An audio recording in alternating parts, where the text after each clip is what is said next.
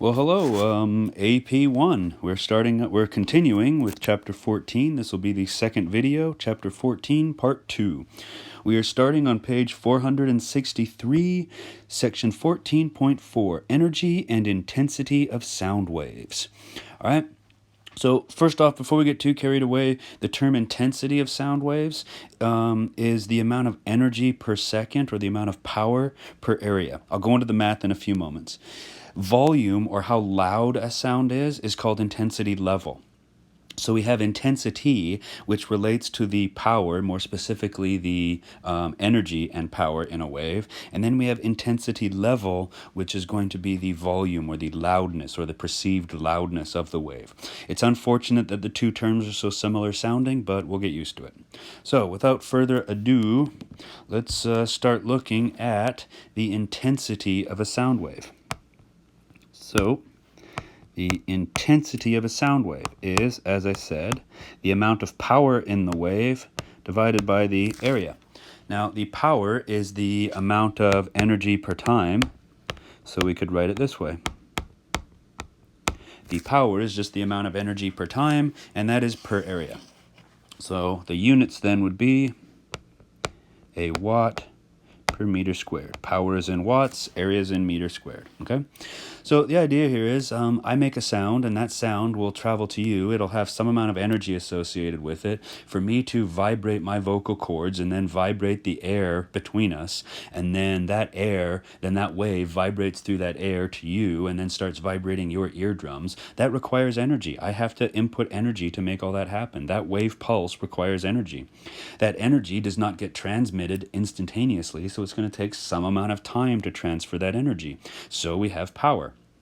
So that wave, there's some sort of power associated with it. Now, the intensity you experience is going to be the total power of that wave divided by the area of the detector being the thing you're using to notice the sound. Specifically for you, that would be your eardrum. So the area would be the area of your eardrum, and the power is the amount of energy per time in the wave. And that gives you what's called the intensity. Okay?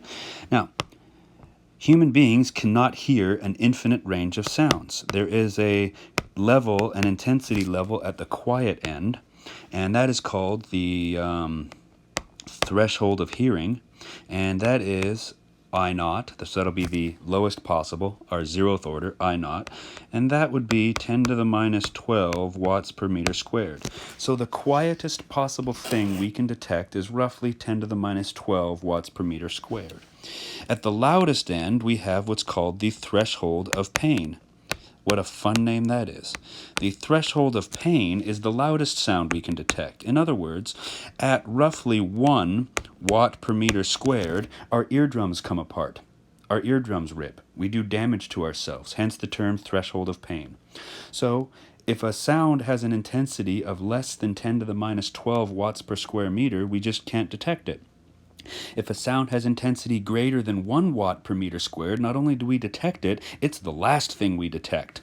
Not to be overly gory about it. Okay?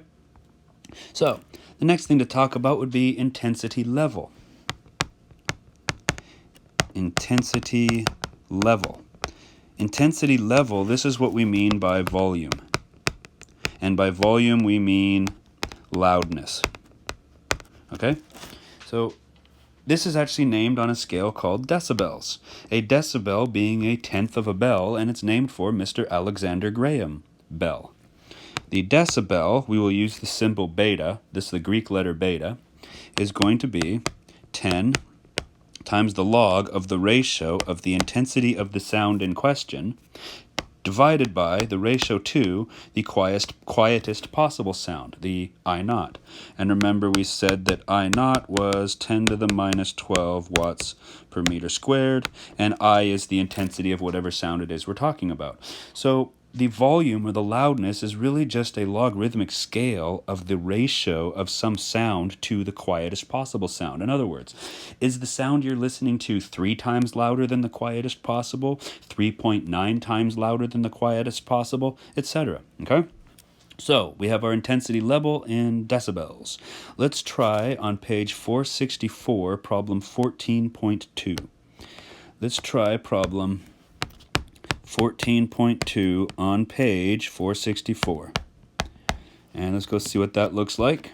On page 464, we have problem 14.2, a noisy grinding machine. A noisy grinding machine in a factory produces a sound with intensity 1 times 10 to the minus 5 watts per square meter.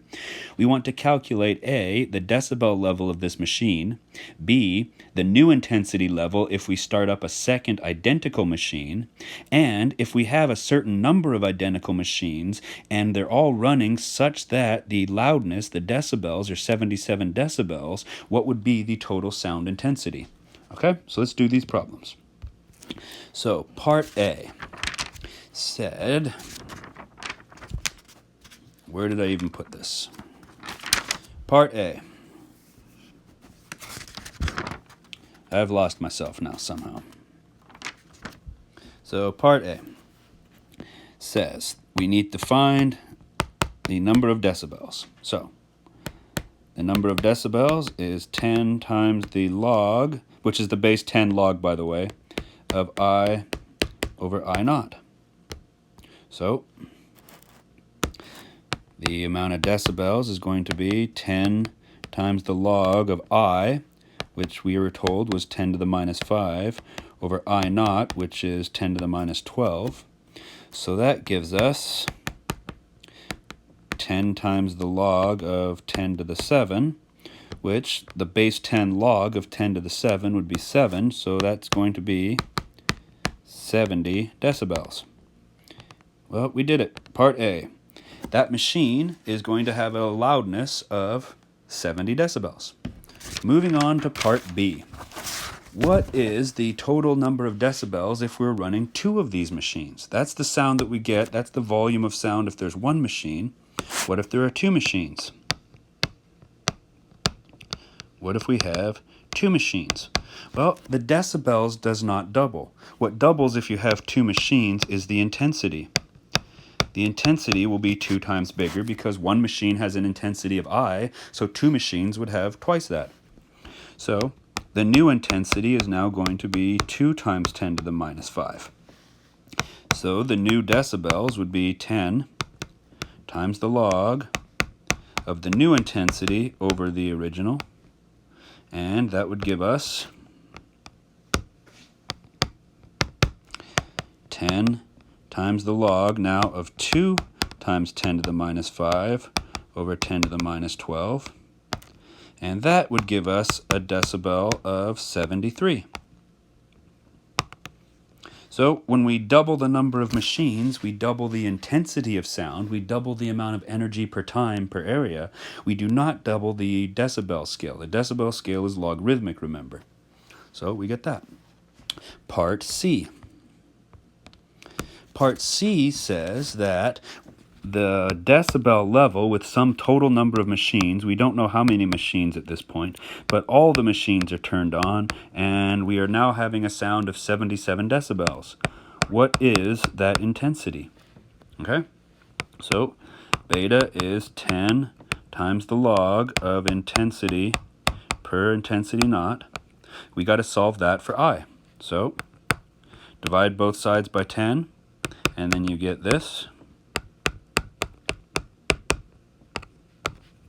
Okay. The next thing we got to do is undo the logarithm. So raise both sides to the up by 10 like that. Multiply through by I naught, and we get that I equals I naught times 10 raised to the power of beta over 10. Plug in our values, and we can solve for I. And in this case, it works out to be just over 5 times 10 to the minus 5 watts per meter squared. A little bit over that, okay? All right, next section is section 14.5, spherical and plane waves. Spherical and plane waves. So that's going to be page 465 at the bottom, 14.5, spherical and plane waves. Okay? The idea here is if I'm standing in a room and you're in the room with me and I'm speaking, the sound is going to leave me as a spherical shaped wave. We already know that sound is a longitudinal wave, stretching and compressing. Compressing, making high density, stretching, making low density, high pressure, low pressure, high pressure, low pressure. Sound is a longitudinal wave like this. But you've got to visualize it moving three-dimensionally. So it's kind of neat to think of it as the surface of a sphere radiating outwards away from you. So the high density area is the surface of a sphere, and then there's a low density area. Then behind that is another high density area, another sphere getting bigger and bigger and bigger. And if you look on page 466, you'll get an idea of what I'm trying to describe. Think about the sound as just being the fronts of a sphere extending outwards from you, okay? So, a sphere is going to have, well, a wave, just like any other wave, now it's a sphere in particular, the intensity of that wave is still going to be power per area, but for a sphere, the area is 4 pi r squared. So the intensity for a spherical wave would be power over 4 pi r squared. What does that look like? Well, what I was trying to describe before was somebody making a sound. There's their sound waves traveling off in all these different directions, all three dimensions. And way over here is somebody listening, and they are a distance r away. So person 1 makes a sound. What does person 2 hear? What does this person hear? Well, that person is going to hear a sound wave that's going to get to them. And when that sound wave gets to them, it's going to be a sphere of radius r. It'll be a sphere of radius r. So what that person will hear is an intensity of the power per area. The power of the wave divided by the area, which is 4 pi r squared. Okay? Now, next concept.